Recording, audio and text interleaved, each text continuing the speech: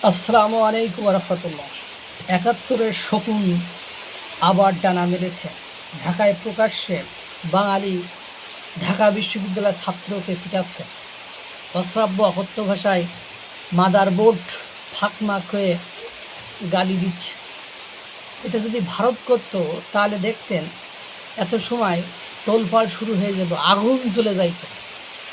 মানে তখন দেখতেন এই টাকলা ফোয়াদ, আমার দেশ পত্রিকার মাহমুদুর রহমান, এই ব্যারিস্টার শাহরিয়ার কবি, এরা কী তোলপাড় শুরু করে দিত।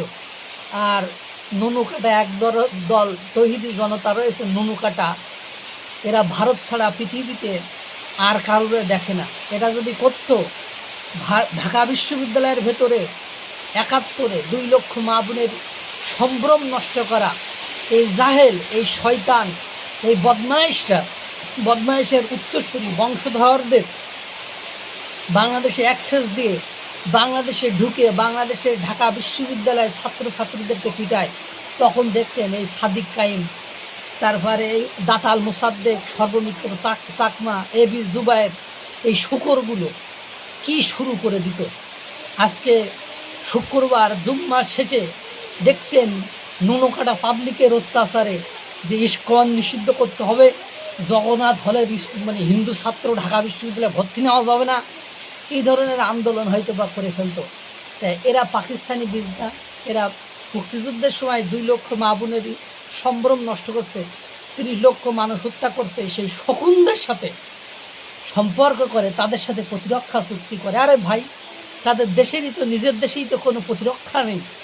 গত ২ দিনে আপনারা দেখেছেন ১০০-র উপরে ৪২ জন পুলিশ এবং পাক সেনা মেরে দিয়েছে, এবং ওখানে বিদ্রোহী গোষ্ঠীদের বাকি অংশটা মেরে দিয়েছে।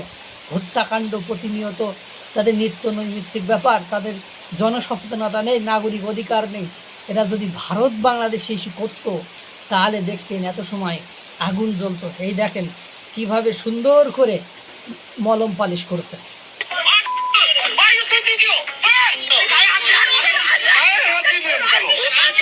১৯৭১ সালের আগে এই দেশের বুকে পাকিস্তানি শোষকরা যেভাবে দম্ভ আর চরম ঔদ্ধত্য নিয়ে চলাফেরা করত, স্বাধীনতার ৫৫ বছর পর ২০২৬ সালে এসে স্বাধীন বাংলাদেশের মাটিতে যেন ফের সেই চেনা চিত্রের পুনরাবৃত্তি ঘটল, তাও আবার ঢাকা বিশ্ববিদ্যালয়ের মতো ঐতিহাসিক ও মর্যাদাপূর্ণ স্থানে। প্রকাশ্য রাস্তায় এক বাঙালি নাগরিককে গালিগালাজ করা এবং তার গায়ে হাত তোলার মতো শ্রেষ্ঠতা দেখিয়েছেন এক পাকিস্তানি নাগরিক।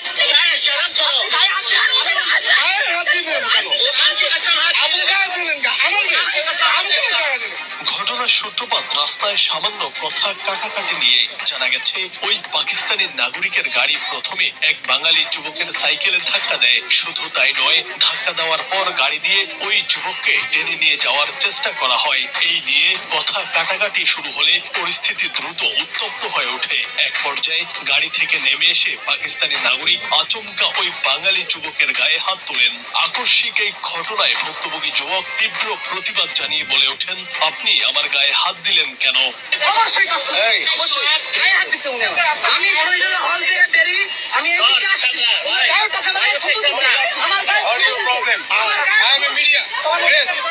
আশ্চর্যের বিষয় হলো, ঘটনাস্থলে দায়িত্বরত পুলিশের উপস্থিতি থাকা সত্ত্বেও ওই বিদেশি নাগরিকের উগ্র আচরণ থামেনি। পুরো ঘটনাটি যখন মোবাইলের ক্যামেরায় বন্দী করা হচ্ছিল, তখন তিনি আরো ক্ষিপ্ত হয়ে ওঠেন। নিজের অপরাধ লুকাতে সরাসরি ভিডিওগ্রাফারের উপর আক্রমণ চালান এবং ফোনটি কেড়ে নেওয়ার চেষ্টা করেন। পরবর্তীতে পরিস্থিতি বেগতিক দেখে এবং বেগবান জনতার তোপের মুখে নিজের রূপ বদলান ওই পাকিস্তানি নাগরিক। দায়িত্বরত পুলিশ ও স্থানীয় লোকজন চারপাশ থেকে এগিয়ে এলে নিজের অপরাধ ঢাকতে তিনি ধর্মীয় পরিচয় এবং বাংলাদেশের মেহমান হওয়ার অজুহাত দিতে শুরু করেন।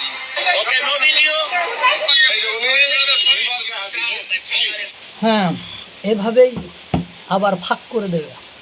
অপেক্ষা করুন, আইএসআই পাকিস্তানের সাথে সম্পর্ক, অপেক্ষা করুন। ৫৫ বছরের ইতিহাসে এই ধরনের ঘটনা ঢাকা বিশ্ববিদ্যালয়ে ঘটতে দেখেছেন।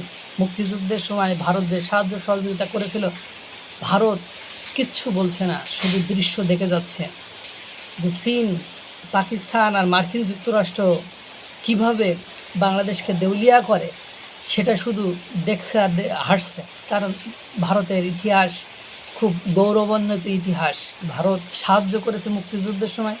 এখন যখন তোমরা তোমাদের নিজেদের বাঁশ খাইতে চাচ্ছ, ভারত বলছে বাঁশ খাইতে থাকো, আমরা দেখতে থাকি। আল্লাহ তাআলা সকলকে ভালো রাখুক, সুস্থ রাখুক। আসসালামু আলাইকুম ওয়া রাহমাতুল্লাহ।